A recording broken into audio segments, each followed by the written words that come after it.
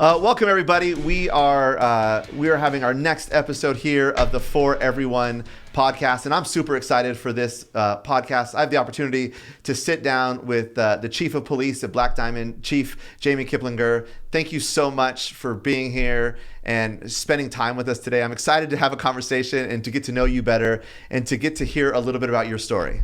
I'm excited to be here. That you're even involving law enforcement in the community conversations is awesome. So thank you for having me. Absolutely. So, first off, let me just take a second to say we are so grateful for you and for your team and for all that you guys do for us and our city and to help to protect and to help just serve our community. We're just grateful for our law enforcement individuals. So again, thank you for all you do.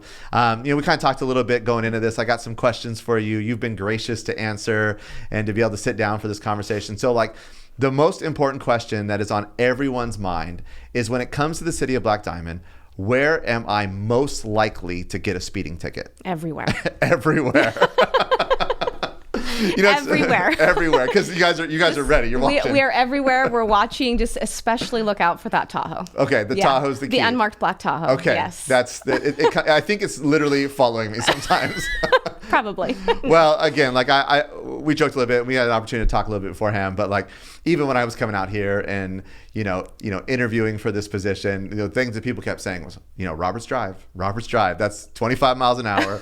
Obey that. So you guys do a great job, and we're so grateful, like I said, for all that you do. So for many people, they know you as chief, but obviously there's a whole story to you, where you grew up, how long you've been in the law enforcement, and then even as you became the chief of police. So could you share a little bit about your story with us and kind of your journey to become really the first female to serve in the role of chief of police in the city of Black Diamond?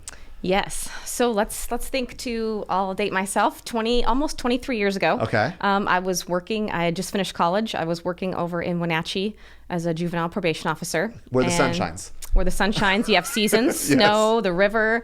It was fantastic. And got a call from Black Diamond. So 23 years ago, we were at the era when everyone wanted to be a police officer. So when I tested for Seattle Police Department, there was probably 1,200 people there. Wow. So you tested every single weekend. And the philosophy really back then was you just went to whoever was going to hire you first. So I got the call from Black Diamond, I think in November, and they said, we want to offer you the job and you need to be here in 2 weeks. Oh, wow. So okay. The academy starts really quick. So that was the beginning of my journey. So I went to the academy, graduated. And kind of a funny story. People that know me well know the story, but I remember driving through Black Diamond, actually on my way to test for Enumclaw Police. Okay. And my friend that was with me at the time, I remember looking over and going, you watch, I'll probably get hired in a place like this. And here I am. So just kind of funny. So anyways, this is where I've spent the last 23 years. Wow. Never intended on being the chief of police. My chief, when I got hired, was fantastic. He bred in us community policing, relationships, and I think that's really the reason I've stayed for 23 years. When he retired, the opportunity came, and long story short, I ended up taking the position.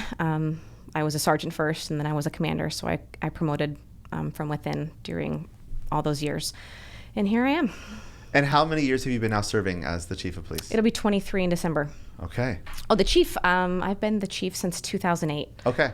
So still, that's, what is that, 12 years if my math is right? Yeah, 12 years. That's amazing. Yes. And so you've definitely over the 23 years, but then even over the last 12 years, you've definitely seen this community change. Like I mentioned, I've only been out here for coming on year 3 now. Yep. And I talk to people all the time, who say, man, when they moved out here, Four Corners was literally just the end of the world. It was where the woods were, and on Graveyard, that was the only place we could go get coffee. So was Four Corners, okay. And it was where the Goodwill is now, but it was a Safeway.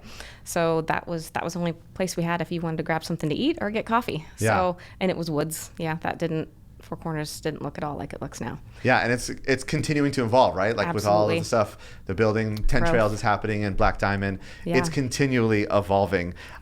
Yes. One of the things, since you've been here really for 23 years, Yep. you have the longevity to see some of that transition, to see some of that change. When you look across our city, the landscape of our city. What are some of the things that you see that excite you? What are some of the things that you see that concern you? What are the things that you just see as potential possibilities for us in the city in the future? I would say first and foremost, like anything, the biggest thing, at least for a law enforcement agency, is as we grow and the population grows and we get busier and more traffic, how do we keep up the relationships that we've always had for 23 years as a community of 4,000 people since I started?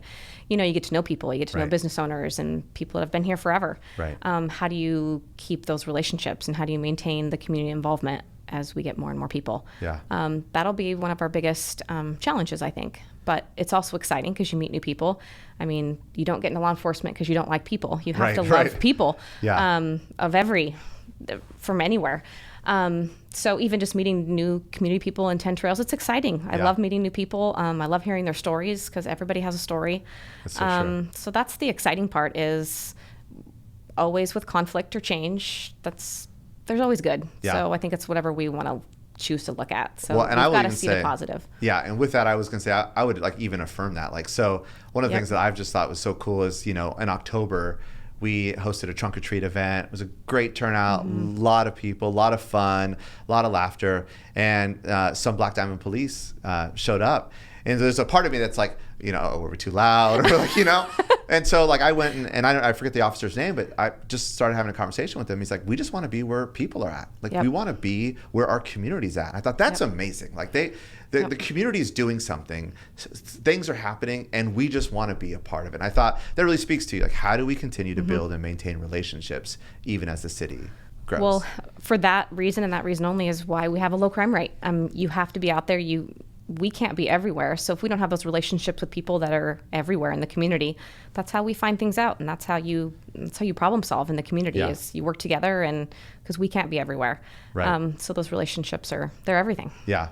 And so that's one change, right? Probably a very big change that our whole community is going through right now. But what are some of the other maybe changes that you see, both positive and negative, that you guys are just kind of dealing with in this cultural moment? I think one of the biggest things will be recruitment. How do we get good police officers, and how do we keep them? So retention is always going to be an issue. We're not at an era like when I started where everyone, like I said, wanted to be a police officer. We're in an era where I don't know how anyone wants to be a police officer. So really, that'll be, as we grow, getting good people. Yeah. That's one of our challenges for sure. And is that something, and is that something that's regionally kind of handled, or do Everywhere. you guys do individual recruitment here in Black Diamond and trying to find the right kind of person to step into a role here? Everybody does individual recruitment. Okay. Every agency does kind of their own. Okay. Yeah. Yeah, So- and I mean, definitely, one of my best friend growing up, his dad was the chief of police in Culver City, California. And so just the privilege and the blessing that I've had in my life to be able to, just be around him and to see the joys of the job, but the real struggles of the job. And, and again, in this cultural moment, there's a whole nother layer on top of it. And so that's why it's important for us to know that we care deeply about our police force, and we're so grateful for all that you guys do, because we know that this is an important role and it's an important thing that our society needs, and yet we need great women and men to continue to step up to take that call. Absolutely. To move forward. So thank you for sharing that. It's the best job in the world. I still believe that. Well, I'm going to argue really with you because I kind of think my job's the best job in the world. And maybe that's a good, Maybe good that's people good. in good jobs, we think we have great jobs. So Yeah. What are some other things you see going on? Again, it doesn't have to be hey, these are the tension points, but these are the real cool things that this season and this kind of transitional time for our community is bringing about. I think it's hopefully it'll get more people involved. People who've never been around law enforcement or who have no idea really what the job entails. Yeah. Get involved. Come on a ride along. See what your local law enforcement does. Right. This is community, and it's your police department. It's your tax dollars. See what we do and how we invest. And so I think that it creates another opportunity for people to just get to know us and what we do, because we're moms and dads and sons and daughters. We're no different than anybody else. Yeah. So hopefully that would be an important thing I think that people could do to reach out. Well, I love that because what you're saying is that there's a person behind the badge. Yep. that we are sons and daughters and moms and dads. I think that's so important for us to remember. Now you're talking a little about this, and quite honestly, I'm like, I can go on a ride along. Like I can. Absolutely. So like, what are some of these options that people maybe just aren't aware about of how they can get involved? Yeah, most police agencies, not every, but most police agencies have a ride along program. Okay. So you just give them a call and talk to whoever would set it up. If you just call their main number, usually you can say, hey, I'm interested in doing a ride along. Do you offer it? And then they'll tell you what requirements you'd need to do before you could. Can I bring a squirt gun? For sure. Okay. No. It might be fun, but I don't know what help it would bring. Beyond ride-alongs, like what are some other things that people can do to get involved? Well, just city government, right? We have one city council position open right now. Okay. So I think even this Thursday, people are applying for the position, or they're doing interviews. So get involved with your local government.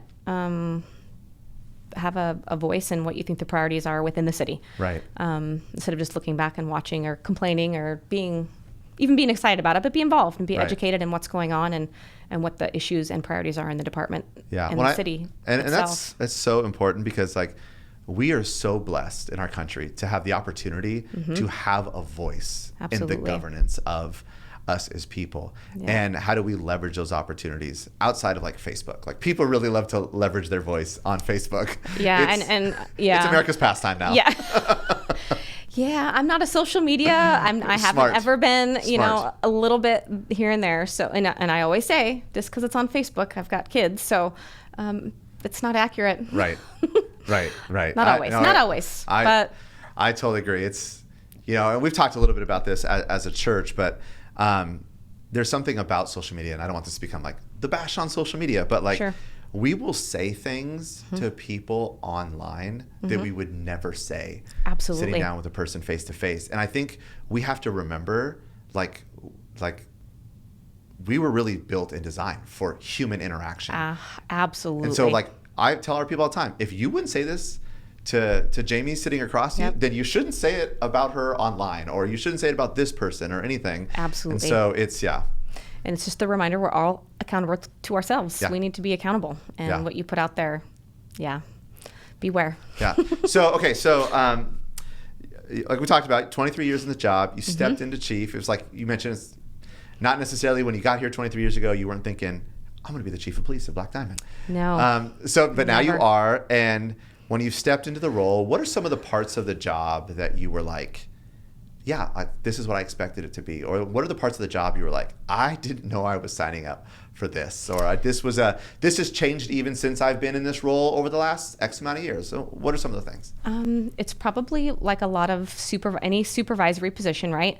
It's about the people, and that's the work. It's employees, and it's that balance of doing what's right for the employees, what's best for the city, and it's all that balance all the time. I would say unexpected challenges, I don't know, they're new all the time. Right. Paperwork you learn early on. Our job is a lot of paperwork. Yep. 90% paperwork, maybe 10% fun, right? Wow. And as you promote, it just gets more and more paperwork and more bureaucracy, and it's government. I won't say government at its finest, but it's just the way it is. Yeah. Paperwork for everything documented. I think that's been probably the most tiring. Instead of wanting to be out in the community and meeting people and doing the important stuff, it's the paperwork end of it. Yeah. Totally. Yeah. I mean, we don't necessarily, like in my role, I don't have a paperwork intensive job, so I don't have that. But it's like the other little things that pull you away from really the most important things. Absolutely. And it's the most important things. It's the people and the community. My guess is probably why you got into this in the first place. You weren't sitting around thinking, man, if I could just fill out paperwork all day, this would be the greatest job in the world. Look at policies and procedures and what. Yeah. Oh, yeah. No, so even in not that, at all. like COVID season, right? Absolutely. So like we have policies and procedures, but then there's the whole new level of policies and procedures to work to comply with our governor's guidance. And so it's been a unique season. It's been a crazy year. It's change and more change, and that's the only assurance in life, right? Is there's going to be change. We're just getting it really fast. All the time. I literally, we joked so early on, everything was changing so fastly or so quickly that my statement to our staff was, this is a rapidly evolving situation, and we're awaiting ongoing updates from our leadership. And like, we said it so much, they were like, we should get shirts made. This is a rapidly evolving situation. But that just feels like, and that's law enforcement, It's law enforcement. On any call.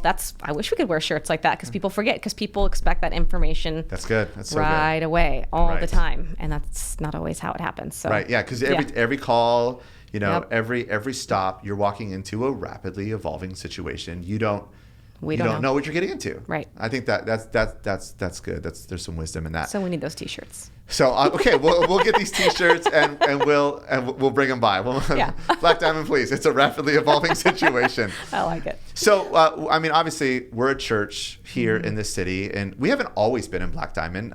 We moved onto this property, I think, about 16 years ago now. So I mean, kind of our entry into the city is not too far off from your entry in the city. But for the last 16 years, we have had a presence here in Black Diamond. We have a heart for this city and a desire to be good partners in this city, that we want to work with our civil leaders and our city leaders to really help make this a great place to live, a great place to work and to play and to worship. Like, so what are the things for us, if you're talking to, say, our faith community or even another faith community in the city, what are the things that we can do to help make this a better place, to help support our law enforcement?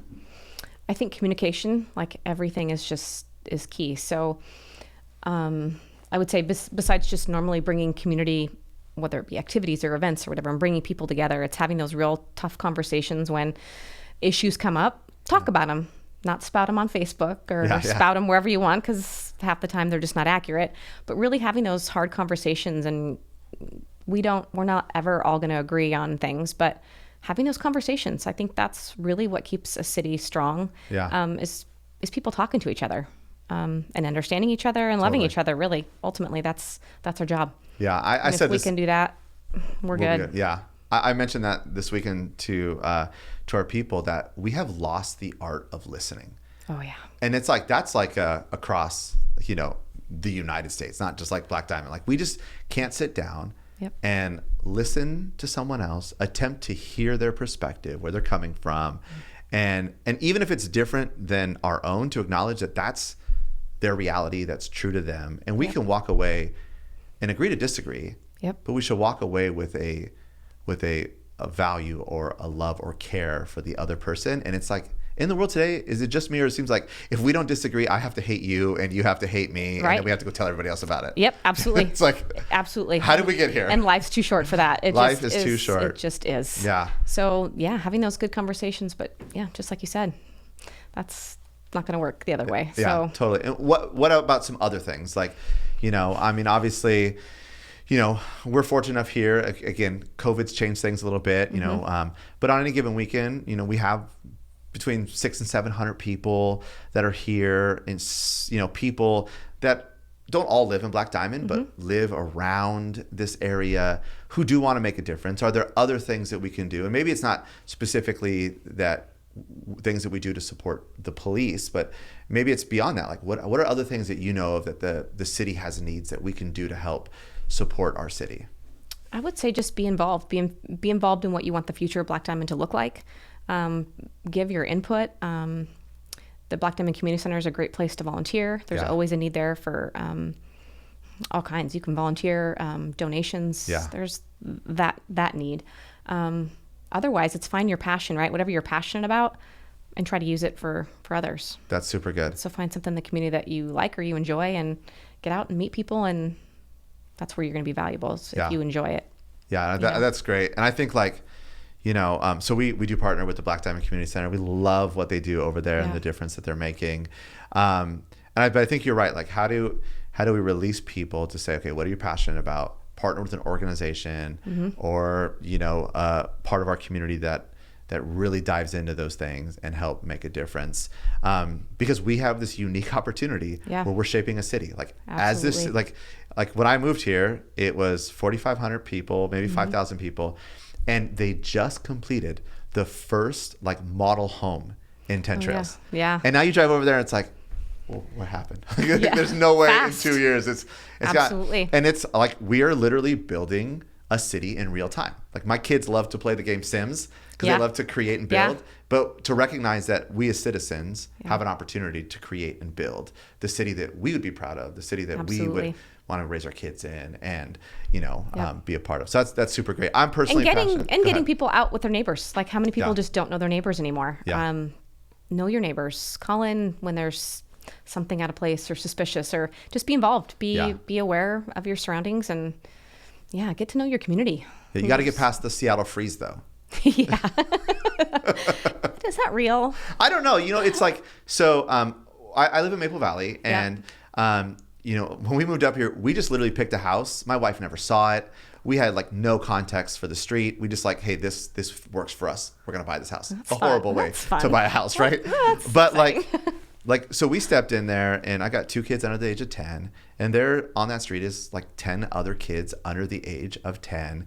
Wow. And we walked there, and like this neighbor and then this neighbor and our neighbors across the street, like we felt like we just stepped into a little slice of heaven. And so, but we have that's other great. people who are like, yeah, I've lived there for 2 years and I don't know my neighbors. So like, I'm like, no, the Seattle freeze ain't a real thing. And then other people are like, it's a real thing. Perspective, I guess, It's right? totally- Yeah, absolutely. Totally. That's good. Well, and I think like, I joke, and the church here is all the time. I'm from Southern California, born and raised down there. And so you talk about, what are you passionate about to help shape the city? Well, I'm really passionate about In-N-Out Burger.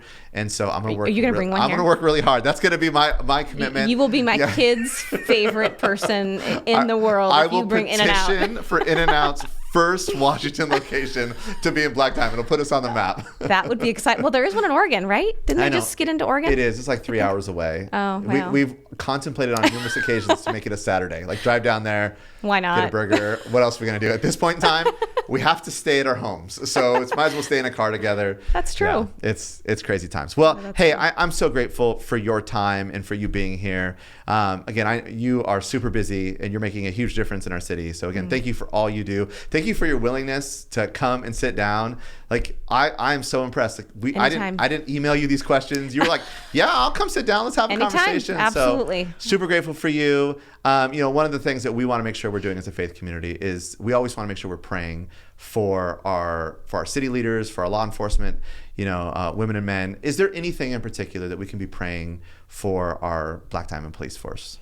I would think probably the number one thing that anybody should be praying for right now is just that our country could learn to love a little better. That's so good. Because that's what we need. All of us. Yes, absolutely.